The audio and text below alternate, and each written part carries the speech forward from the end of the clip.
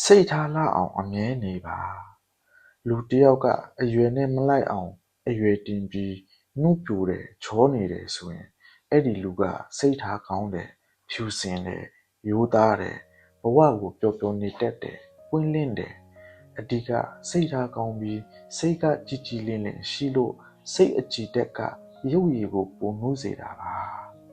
ကိုယ်အသက်ထက်များစွာအရွယ်တင်ပြီးနှုတ်ပြိုတဲ့သူတွေက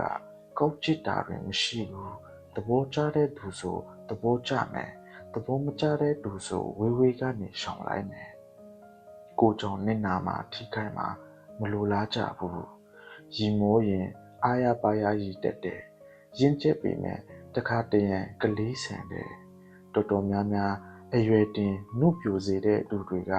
စိတ်သဘောထားအင်မတန်ကောင်းပါတယ်ပျော်ပျော်နေတတ်တာများပါတယ်အဲ့ဒီတော့အရွယ်တဲ့နှုတ်ပြိုခြင်းစိတ်ထားလှအောင်အမြဲနေပါဗျာဟုတ်ပါတယ်ဗျာ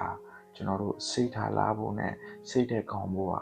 အရန်ကိုအဓိကကြပါတယ်ဗျာနော်အဲ့တော့စိတ်တဲ့လှအောင်နေပါစိတ်တဲ့မကြပါနဲ့စိတ်တဲ့ကိုခိုင်မာအောင်နေပါလို့ဆုတောင်းပေးပါတယ်